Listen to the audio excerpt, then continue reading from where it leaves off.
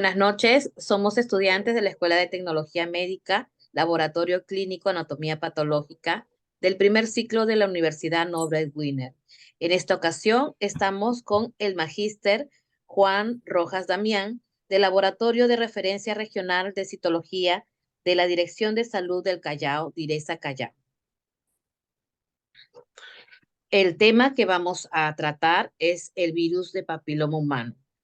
En el Perú, más de 22.000 mujeres mueren al año por causa de cáncer de cuello uterino, convirtiéndose en la principal causa de muerte por cáncer en las mujeres. Se estima que cada año se presentan alrededor de 4.300 nuevos casos de cáncer de cuello uterino, siendo este el tercer cáncer más común entre las mujeres y el séptimo en comparación con todos los tipos de cáncer. La infección por el virus de papiloma humano es el principal factor de riesgo para desarrollar cáncer de cuello uterino. Muy buenas noches, licenciado. Eh, Soy la estudiante Rita Verónica Chuñoque Puescas y vamos a hacerle algunas preguntas con los estudiantes. Primeramente, ¿qué es el virus del papiloma humano y cómo se transmite? Buenas noches. Ante todo, agradecerle por la consideración de invitarme a su tema. Y bueno, pues hablaremos un poco sobre lo que es el PVH. Bueno, quien le habla es un citotecnólogo que labora en el Laboratorio de Referencia Regional de Citología desde el año 1996. Y entonces, humildemente, la experiencia que todavía tenemos, porque todos los días se aprende, bueno, pues compartir un poco, ¿no? De lo que hemos aprendido en el camino y seguiremos aprendiendo. Con respecto a lo que es el PVH o papilomavirus humano, ¿no? Es una transmisión viral, ¿no? De más de 200 tipos de virus de este PVH que se transmite por transmisión sexual, ¿no? Pues ya sea anal, vaginal, oral, ¿no? Y bueno, pues eh, solamente indicar pues de que es una enfermedad con mucho riesgo, ¿no?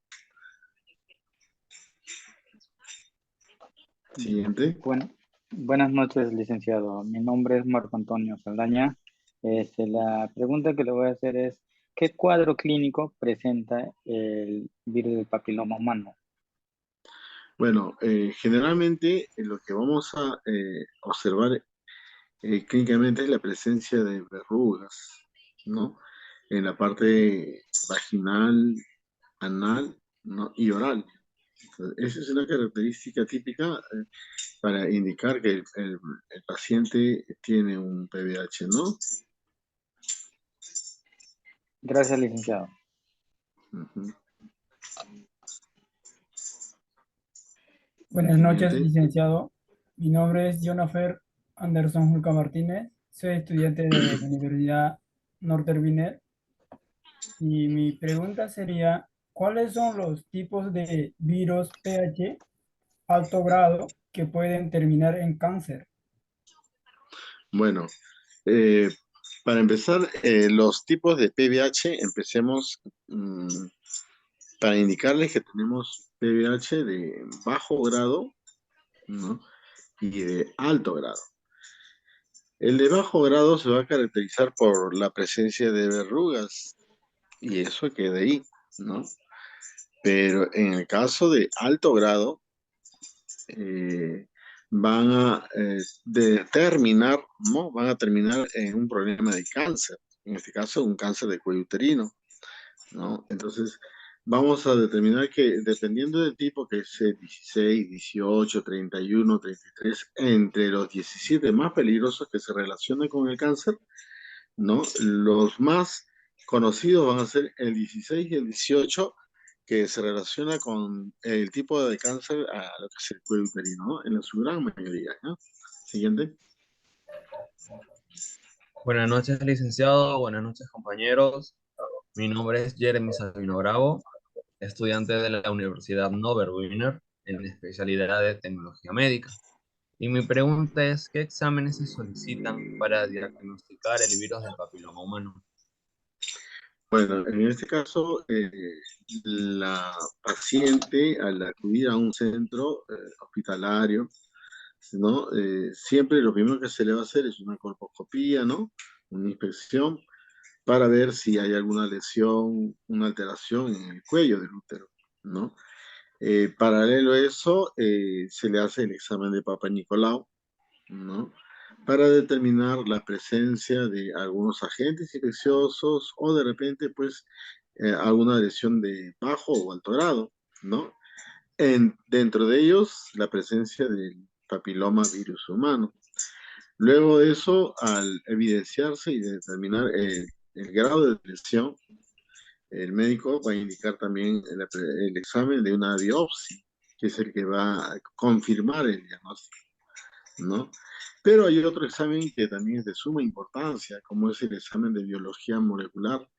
Ellos se van a encargar de tipificar, genotipificar el tipo de PBH, ¿no? Determinar si es de bajo o alto grado. Entonces, es un examen muy importante, ¿no? Y con respecto al Papa Nicolau, que la gran mayoría acá en el Perú hace un Papa Nicolau convencional, ¿no? Vamos a ver de que también tenemos otro Papa Nicolau que es la citología en base líquida, ¿no? Que también es que es muy importante, ¿no? Siguiente. Licenciado, muy buenas noches, ¿qué tal? Le habla Jack Buleje, también alumno de la Norbert Witt, estudiante de la carrera de laboratorio, ¿no? Es interesante los puntos tratados, es por ello que tomando en cuenta de los múltiples riesgos de esta enfermedad y la variedad que podría haber, tengo la pregunta en la cual quisiera saber cuáles son los criterios para poder garantizar un buen resultado en el examen del Papa Nicolau.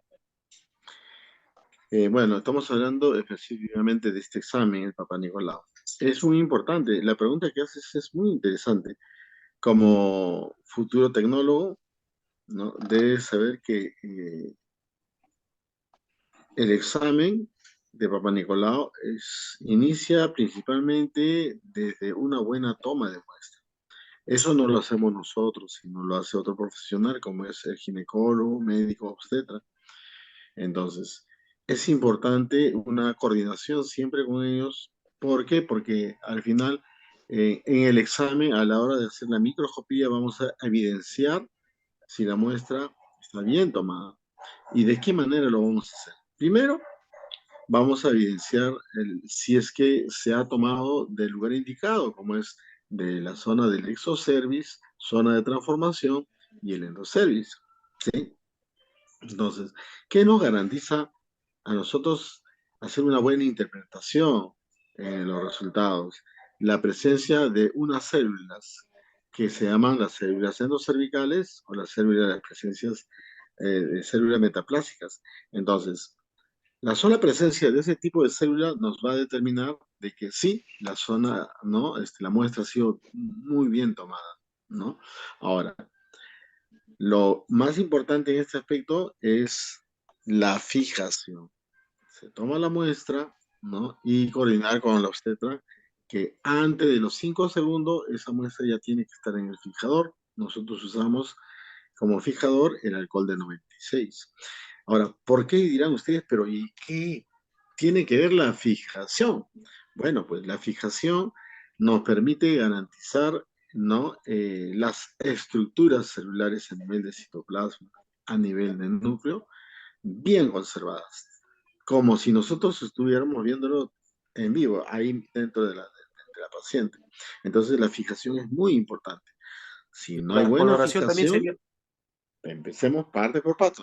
Si no hay buena fijación, como dices tú bien claro, no hay buena fijación. Yo puedo poner pues mi lámina a colorear, puede ser pues minutos, de repente media hora, una hora, y al final si no hay fijación no se va a colorear. Y es importante, ¿por qué razón? Porque tú vas a visualizar en la microscopía algunas estructuras celulares que se respeten la relación núcleo-citoplasma. Pero cuando el paciente tiene una lesión, cuando tiene un PBH, cuando el núcleo ya es demasiado grande, tú no puedes decir, este paciente tiene un PBH, porque lo tienes que ver como debe de ser. Entonces no es un examen cualquiera, como de repente las otras áreas, porque es determinar si el paciente tiene o no tiene cáncer. Y el tema de cáncer son palabras mayores, ¿ya? Entonces, una vez coloreada, lo más importante también, ¿cuál es? Es la experiencia en la microscopía, ¿no? Entonces, es diferente cuando uno recién empieza a reconocer las estructuras celulares, los tipos de células, los agentes infecciosos, los criterios citológicos para determinar si hay una lesión de bajo o alto grado, los criterios citológicos para determinar si hay la presencia de un PBH por la presencia de la célula de coilocito, que es el que determina si es o no PBH.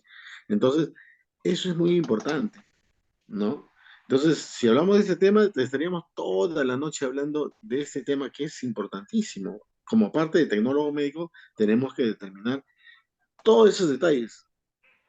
Sobre todo, aprender a preparar nuestros propios colorantes. El que no sabe preparar sus colorantes, el que no puede determinar todos estos detalles que te he dicho, entonces hay que mejorarlo, ¿sí? Entonces, como le diré, esto es algo que ustedes como futuros tecnólogos, y ojalá que algunos de ustedes se animen en el área de citología, porque son pocos los tecnólogos que ven ese campo, ¿no? Entonces, la verdad, pues yo me alegraría pues que ustedes sean invitados en el área de laboratorio, porque nuestro centro donde trabajamos es un centro capacitador autorizado por el Instituto Nacional de Salud. Entonces nos vienen pues profesionales de todo el país para capacitarlos, ¿no? Y ellos retornen a sus centros y hacer lo que es citología. ¿Ya? Siguiente. Gracias. Sí, así es. Como última pregunta, licenciado, ya para cerrar esta entrevista, ¿cuáles serían las recomendaciones para no adquirir el virus del papiloma humano? Bueno, hay dos puntos, ¿no? Uno que es la vacunación, ¿no? Tanto en niños y niñas, ¿no?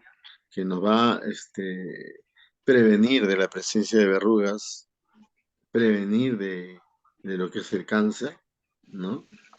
Entonces la inmunización es muy importante. Pero el otro punto también, ¿qué es? Es la educación.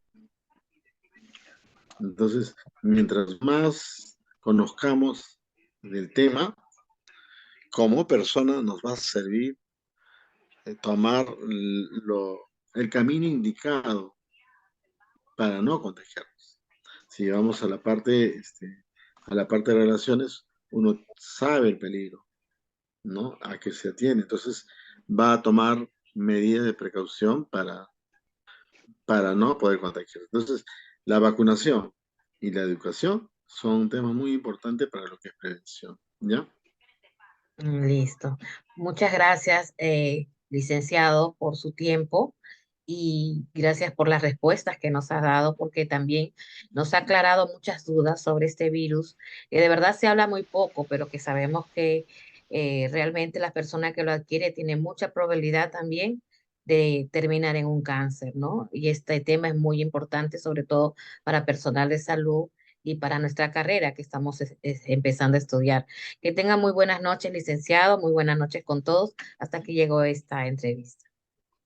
Cuando gusten para servirles. Bueno, Muchas Gracias, gracias. licenciado. buenas Buenas noches, noches. Gracias. Buenas gracias. Muchas noches. gracias, Luego. señor. Buenas noches. Hasta luego. Hasta luego. Y éxito para su carrera. Gracias. Gracias.